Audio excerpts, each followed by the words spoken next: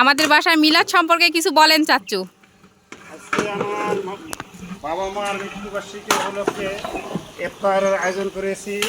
এজন্য আপনাদেরকে সকলকে দাওয়াত দিলাম। আপনারা সবাই ইফতারে শরীক হবেন ইনশাআল্লাহ। ইনশাআল্লাহ।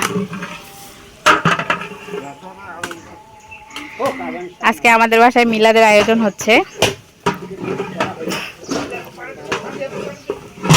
হ্যাঁ, পাঠাই দিচ্ছি। এইদিকে মাংস হবে, মাংস দিয়ে খিচুড়ি হবে, আর এইদিকে আলু কষানো হবে। প্রত্যেক বছরে এটা হচ্ছে যে একবার করে হয়। এই মিলাদেই একমাত্র সবাই একসঙ্গে হতে পারি, খুবই আনন্দের বিষয় এটা। এদিকে রান্না বান্না হচ্ছে।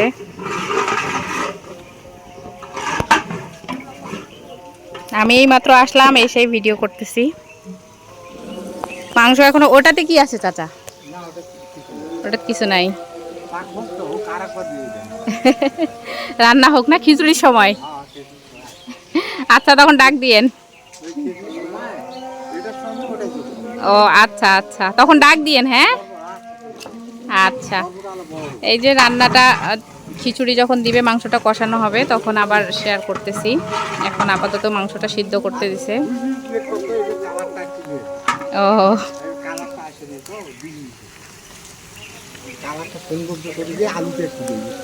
ও আচ্ছা আচ্ছা, এখানে আলু কষানো হবে।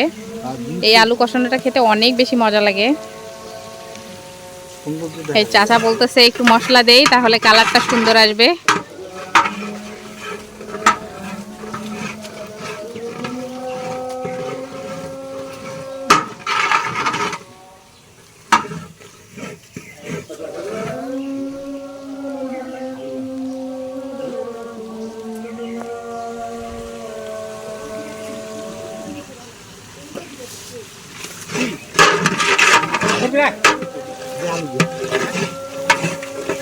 এই যে মশলা কষানো হয়ে গেছে, এখন আলু দেয়া হবে। এই খোসা সহ আলু কষানোটা এত বেশি মজা হয়।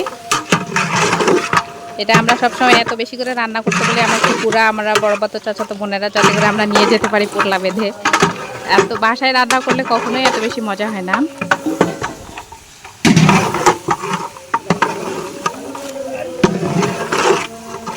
কালারটা অনেক সুন্দর আসছে। এতে সব আলু দেয়া হয়ে যাচ্ছে। এক ডেক আলু কষানো রান্না হবে।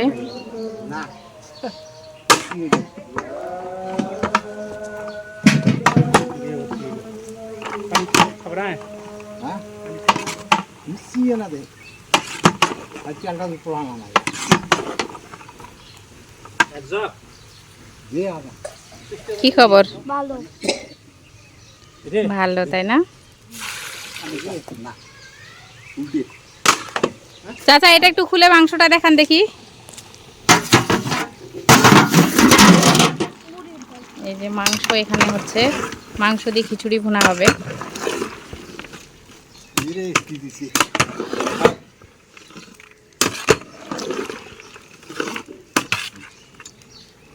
হয়েছে।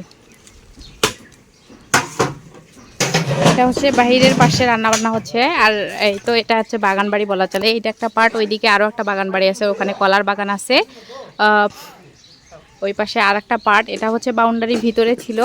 আমাদের বাড়ি এত বেশি বড় হয়ে গেছিলো, ছোট করার জন্য আবার এখানে আর একটা বাউন্ডারি দেওয়া হয়ে গেছে। তো এটা হচ্ছে এই যে ভিতরের পার্ট। এটা হচ্ছে দেখেন বাগান বাড়ি, আমার বাবার বাসা। এই তো লিচু গাছে ভরপুর ফুল এসেছে। তারপর হচ্ছে এই যে কটলেবু, এখানে বাগান বাড়ি আর কি, মেহেন্দি গাছ। আর এইটা হচ্ছে আমাদের বাসার ভিতরে। কি রান্না হচ্ছে এখানে? কি রান্না হচ্ছে চাচি?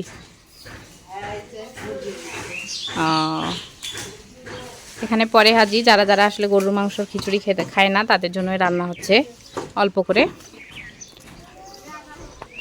তো এই ছিল আজকের ভিডিও। সবাই ভালো থাকবেন, সুস্থ থাকবেন। আল্লাহ হাফেজ।